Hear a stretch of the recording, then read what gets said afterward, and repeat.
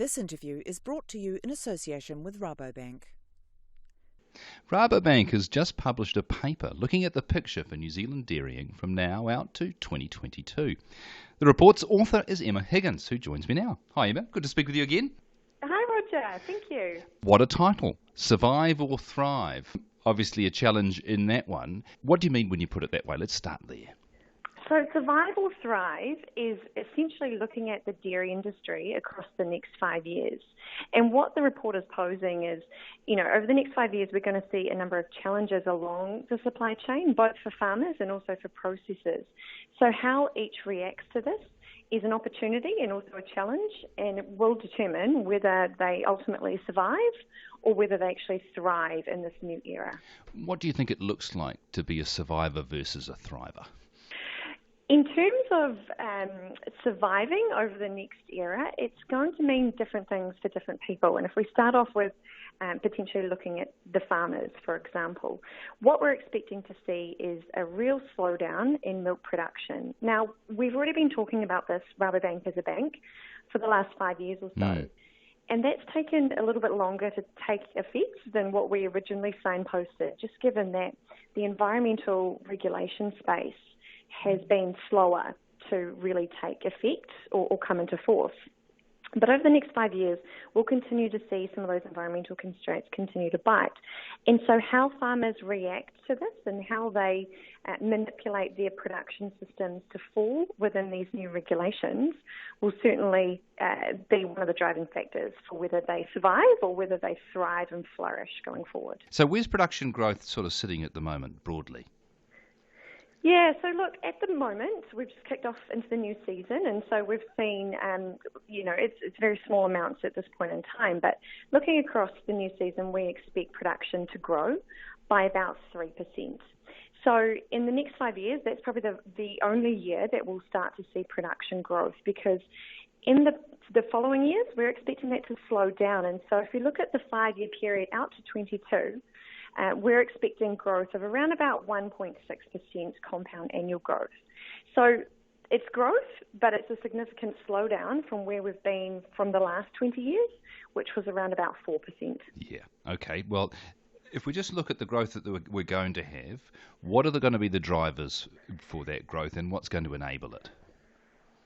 So the drivers for growth in the foreseeable future will really come down to herd and pasture management. And in particular, it'll come down to a greater use of technology from existing technology or new technologies that we're yet to see take effect, but also genetic improvements as well, particularly around the herd and also new pasture species.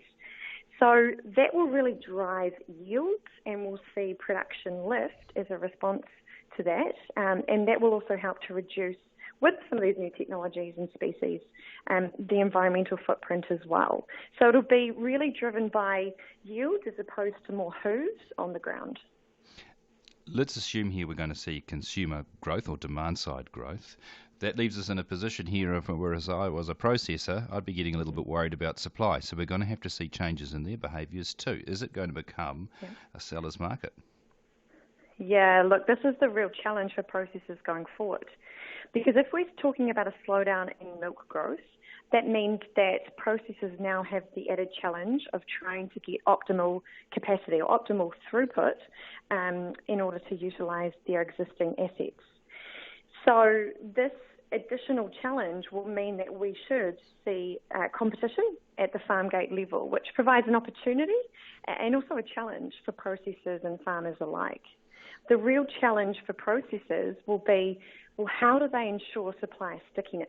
So how do they ensure that they've got the right level of throughput going through their plants in order to be competitive and operate efficiently? And so what we could see is new forms of milk payments being offered to farmers, or pricing structures at the farm gate, or new additional innovative products in order to, I guess, get better margins and pass some of that through to suppliers and ultimately ensure supplier stickiness as well. Right, so and if we're not going to have more of it, we'd better get more for it.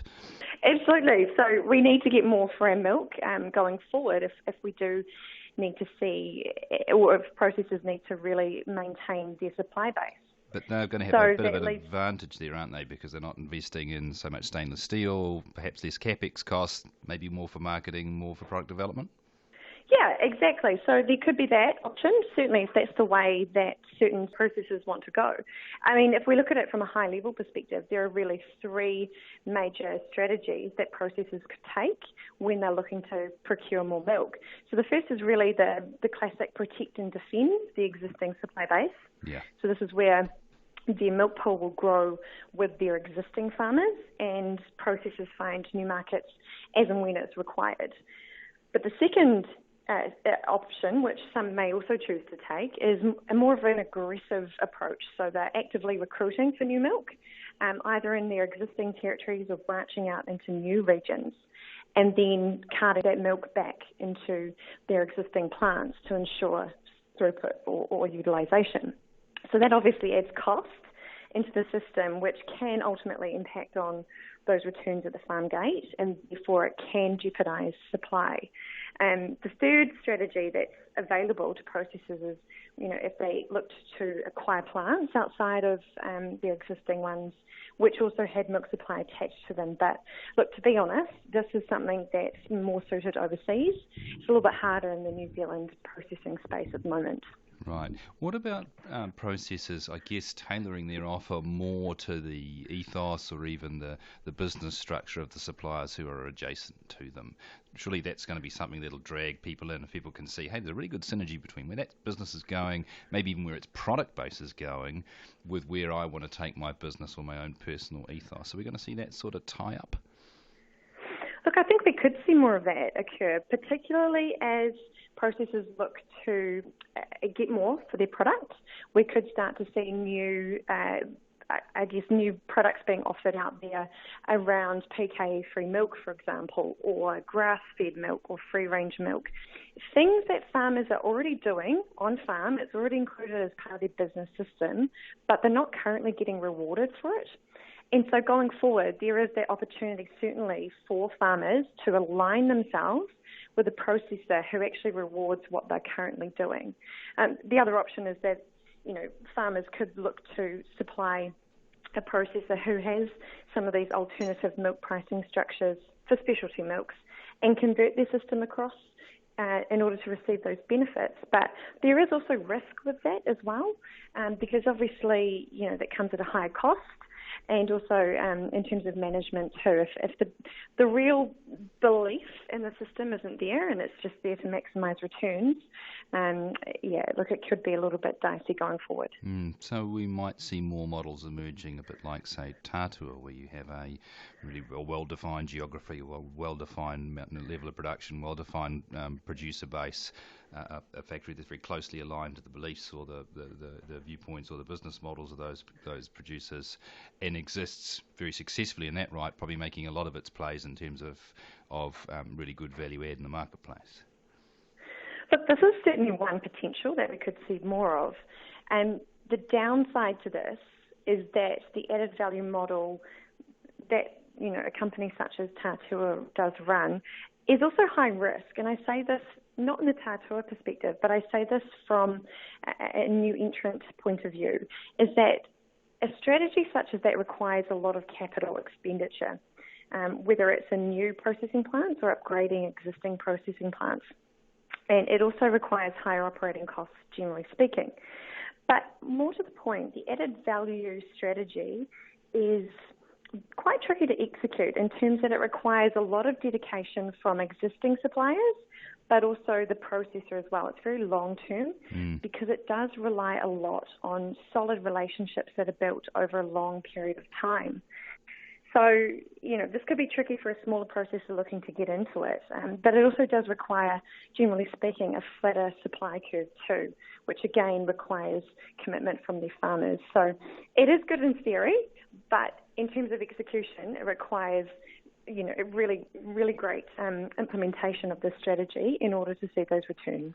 Before we go, Emma, what do farmers need to get their head around in this new environment? I mean, one thing might be at least for part of the time, a slowdown in capital gains as people can no longer see the ability to add growth to a property or the like. Do you think that might be something that happen, or what else do you think farmers should have in their mind beyond simply growth? Look, I think you're right. Going forward, we may not be able to rely on the growth in capital returns that we've seen across, the prior 20 years. And so that's certainly something to take into account. But I think the other thing that we'll see is, a slowdown of investment and expansion and, I guess growth in the dairy industry in terms of new conversions coming online. So I guess what farmers need to be thinking about is how they can manage their existing businesses in a cost-competitive manner, because the reality is that, global volatility, global market volatility is still very much present.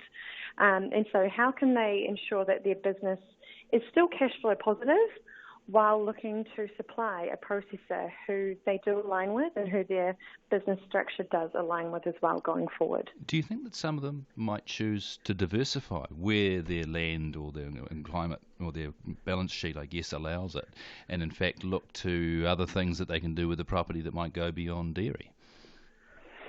Look, I think that's certainly an option going forward, and I think we've already seen that, across the last few years of farmers looking to diversify where possible in order to spread their risks and, as you suggested, strengthen their balance sheet. So certainly in this next era, we could see more of that as well. It really comes down to farm gate milk price and what farmers are receiving, and is that actually supportive of their existing business structure. So absolutely, it's a possibility going forward. Yeah, all food for thought. Emma, where can we get a hold of this report if they're listening and they want to have a read?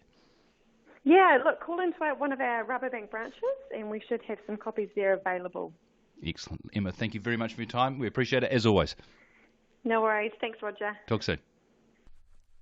This interview was brought to you in association with Rabobank.